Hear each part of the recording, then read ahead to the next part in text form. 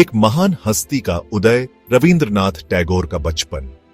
यह कहानी है एक ऐसे बालक की जिसने अपनी प्रतिभा और संवेदनशीलता से पूरी दुनिया को प्रभावित किया।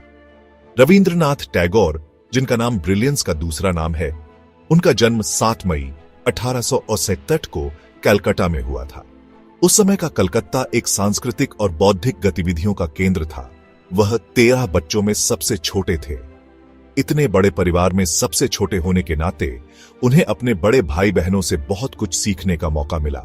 टैगोर परिवार बहुत इन्फ्लुएंशियल था, जो अपने इंटेलेक्ट और आर्टिस्टिक पैट्रनेज के लिए जाना जाता था। उनके परिवार के सदस्य साहित्य, संगीत और कला के क्षेत्र में अग्रणी थे। उनका घर जोरासांको ठाकुरबाड़ी कल्चरल एक्टिविटी का केंद्र था। यहां पर अक्सर साहित्यिक और सांस्कृतिक कार्यक्रम होते रहते थे, जिनमें रविंद्रनाथ ने बचपन से ही भाग लेना शुरू कर दिया था। ऐसे एनवायरनमेंट में बड़े होने का यंग रविंद्रनाथ पर गहरा प्रभाव पड़ा। उन्होंने अपने चारों ओर की दुनिया को बहुत ही संवेदनशीलता से देखा और समझा। उन्हें कम उम्र से ही लिटरेचर, म्यूजिक और आर्ट का एक्सपोजर मिला। उनके घर में हमेशा संगीत, नृत्य और साहित्य की चर्चा होती रहती थी। उनके भाई बहन भी अकॉम्प्लिश्ड इंडिविजुअल्स थे, जो नॉलेज और क्रिएटिविटी के रिच टैपेस्ट्री में कंट्रीब्यूट करते थे, जिसने उन्हें घेरा हुआ था। उनके भाई बहनों ने भी साहित्य और कला में महत्वपूर्ण योगदान दिया। बचपन से ही टैगोर ने एक गहरी इंटेलेक्ट और लैंग्वेज के प्रति प्रेम दिखाया। वह अक्सर किताबों में डूबे रहते थे और नई नई चीजें सीखने की कोशिश करते थे। उन्होंने कम उम्र में ही पोएट्री लिखना शुरू कर दिया। अपने शब्दों के माध्यम से अपने आसपास की दुनिया के ब्यूटी को एक्सप्लोर किया। उनकी कविताओं में उनकी संवेदनशीलता और गहरी सोच का प्रतिबिंब मिलता है। आर्ट्स के इस अर्ली एक्सपोजर ने उनके फ्यूचर एंडेवर्स को शेप दिया और उनके एक्स्ट्रॉर्डिनरी जर्नी का रास्ता तैयार किया। यह एक्सपोजर उनके जीवन के हर पहलू में झलकता है। हालांकि उनका बचपन दुखों से खाली नहीं था। उन्होंने अपने जीवन में कई कठिनाइयों का सामना किया, जो उनकी लेखनी में भी परिलक्षित होती है। जब वह सिर्फ 14 साल के थे, तब उन्होंने अपनी मां को खो दिया, एक ऐसा लॉस जिसने उन्हें डीपली प्रभावित किया। इस घटना ने उनके जीवन और लेखन पर गहरा प्रभाव डाला। यह एक्सपीरियंस बाद में उनके पॉइंटेड राइटिंग्स में एक्सप्रेशन पाएगा।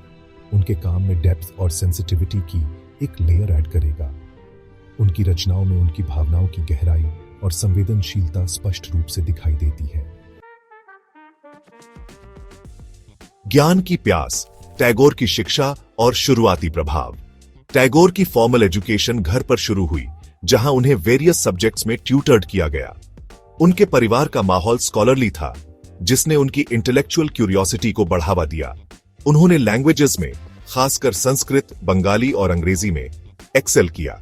उनके पिता देवेंद्रनाथ टैगोर एक प्रोमिनेंट फिलोसोफर और रिलीजियस रिफॉर्मर थे, जिन्होंने टैगोर को स्पिरिचुअल और इंटेलेक्चुअल ग्रोथ के लिए प्रेरित किया। उन्होंने लिटरेचर को डिवावर किया, खुद को ईस्टर्न और वेस्टर्न मास्टर्स दोनों के कामों में इमर्स किया। टैगोर ने अपने समय के महान लेखकों के कार्यों का गहन अध्ययन किया, जिससे उनकी लिटरेरी स्टाइल और डेप्थ को एक नया आयाम मिला। फॉर्मल स्कूलिंग की रिजिडिटी से नाखुश, टैगोर ने अपनी एजुकेशन का ज्यादातर हिस्सा घर पर ही प्राप्त किया। उन्होंने अनकन्वेंशनल मेथड से सीखने को प्राथमिकता दी, जो उनकी क्रिएटिविटी और क्रिटिकल थिंकिंग को बढ़ावा देने में सहायक साबित हुए। वह अपने इंटरेस्ट्स को एक्सप्लोर करने के लिए फ्री थे। हिस्ट्री, फिलॉसफी और रिलीजन जैसे सब्जेक्ट्स में डेल्व कर रहे थे। टैगोर ने अपने ज्ञान को व्यापक बनाने के लिए विभिन्न विषयों का अध्ययन किया, जिससे उनकी सोच और दृष्टिकोण में गहराई आई। लर्निंग के इस अनकन्वेंशनल अप्रोच ने उनकी इंडिपेंडेंट स्पिरिट को फॉस्टर किया और उनकी क्रिएटिविटी को फ्लरिश करने दिया। टैगोर ने अपने विचारों को स्वतंत्र रूप से व्यक्त करने की क्षमता विकसित की, जो उनके लेखन में स्पष्ट रूप से दिखाई देती है। अपनी लेट टीन्स में टैगोर लॉ की पढ़ाई के लिए इंग्लैंड गए।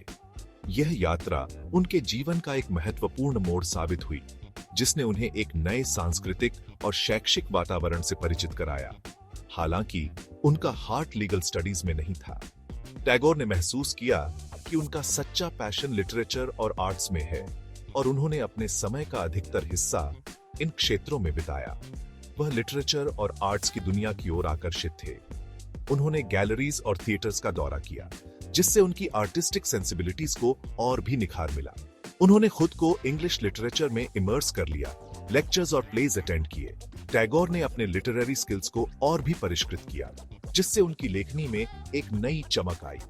इस एक्सपीरियंस ने उनके होराइजन्स को ब्रॉडन किया और उन्हें न्यू आइडियाज और पर्सपेक्टिव से एक्सपोज किया। टैगोर ने विभिन्न संस्कृतियों और विचारधाराओं का अध्ययन किया, जिससे उनकी सोच में एक वैश्विक दृष्टिकोण विकसित हुआ। इंग्लैंड में रहते हुए टैगोर ने मोर सीरियसली लिखना शुरू किया। उन्होंने अपने विचारों और भावनाओं को शब्दों में पिरोने की कला में महारत हासिल की।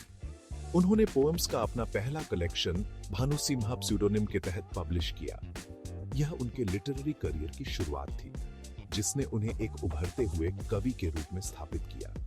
इसने उनके लिटरेरी करियर की शुरुआत की, एक ऐसा जर्नी जो डिकेड्स तक चलेगा और वर्ल्ड लिटरेचर पर एक इंडेलिबल मार्क छोड़ेगा। टैगोर की लेखनी ने न केवल भारतीय साहित्य को समृद्ध किया, बल्कि वैश्विक साहित्यिक परिदृश्य को भी प्रभावित किया। कलम एक शक्तिशाली तलवार के रूप में टैगोर की साहित्यिक यात्रा शुरू होती है। टैगोर का लेखन एक ऐसी यात्रा थी जिसने न केवल भारतीय साहित्य को समृद्ध किया, बल्कि विश्व साहित्य को भी एक नई दिशा दी। भारत लौटने पर टैगोर प्रोलिफिकली लिखते रहे।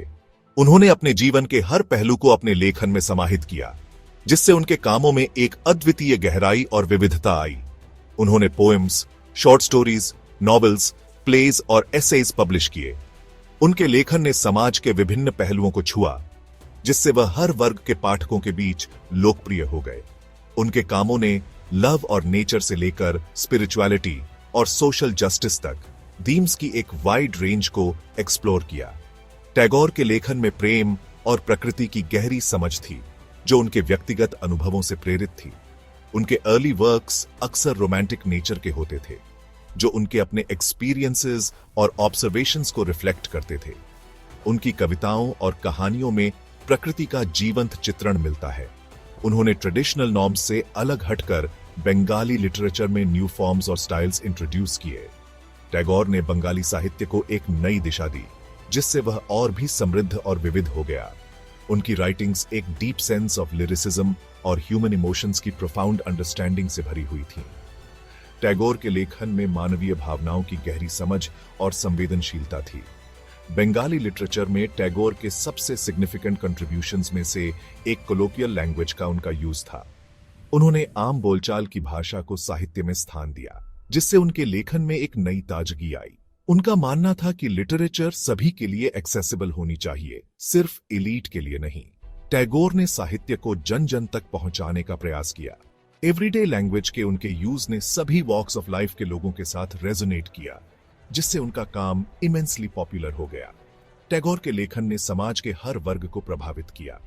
टैगोर की लिटरेरी जीनियस पर किसी का ध्यान नहीं गया। उनके अद्वितीय लेखन शैली और गहन विचारों ने उन्हें एक महान साहित्यकार के रूप में स्थापित किया। उन्हें बंगाली लिटरेचर के एक लीडिंग लाइट के रूप में जल्दी ही रिकॉग्निशन मिली। टैगोर को उनके योगदान के लिए कई पुरस्कार और सम्मान मिले। उनके कामों को वाइडली पढ़ा और एडमायर्ड गया, और वह जल्द ही बंगाल में एक हाउसहोल्ड नेम बन गए। टैगोर के लेखन ने उन्हें एक प्रतिष्ठित स्थान दिलाया। एक लिटरेरी जायंट के रूप में उनकी रेपुटेशन मजबूती से एस्टैब्लिश्ड हो गई। टैगोर का नाम आज भी साहित्य जगत में सम्मान के साथ लिया जाता है। सेक्शन 4, ग्रामीण बंगाल में सुकून ढूंढना, टैगोर के शब्दों के पीछे प्रेरणा। 1900 के शुरुआती दिनों में टैगोर ने अपने परिवार की एस्टेट्स को मैनेज करते हुए रूरल बंगाल में काफी समय बिताया। इस एक्सपीरियंस का उन पर गहरा प्रभाव पड़ा। उन्होंने ऑर्डिनरी पीपल के जीवन, उनकी जॉयज और सॉरोज, उनके स्ट्रगल्स और एस्पिरेशंस को फर्स्ट हैंड देखा। रिवर्स, फील्ड्स और विलेजेस के साथ बंगाली कंट्री साइड की ब्यूटी ने उनकी सोल पर एक इंडेलिबल मार्क छोड़ा। उन्होंने रूरल लाइफ की सिंप्लिसिटी में सॉलिस पाया, जो बस्लिंग सिटी के बिल्कुल विपरीत था, जहां उन्होंने अपना ज्यादातर समय बिताया। ये एक्सपीरियंसेस उनके राइटिंग्स में एक्सप्रेशन पाए। उन्होंने फार्मर्स, फिशरमैन और बोटमैन के जीवन के बारे में लिखा।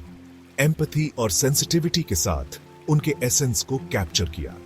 उनके कामों ने नेचर की ब्यूटी और ह्यूमन स्पिरिट की रेजिलियंस को सेलिब्रेट किया। रूरल बंगाल में टैगोर का टाइम सिर्फ लिटरेरी इंस्पिरेशन का सोर्स नहीं था, इसने उनके अंदर उन लोगों के जीवन को इंप्रूव करने का पैशन भी जगाया जिनसे उनका सामना हुआ। सोशल रिस्पॉन्सिबिलिटी की यह न्यू फाउंड सेंस बाद में रूरल कम्युनिटीज को अपलिफ्ट करने और सोशल जस्टिस के लिए एडवोकेट करने के उनके एफर्ट्स में प्रकट होगी। सेक्शन 5 सीखने का एक अभयारण्य शांति निकेतन की स्थापना। 1901 में टैगोर ने कलकत्ता के पास एक रूरल एरिया शांति निकेतन में एक एक्सपेरिमेंटल स्कूल एस्टैब्लिश किया। यह स्कूल, जिसे बाद में विश्व भारती विश्वविद्यालय के नाम से जाना गया, होलिस्टिक एजुकेशन के उनके विजन को रिफ्लेक्ट करता था, जिसने आर्ट्स, ह्यूमैनिटीज और नेचर को अपनाया।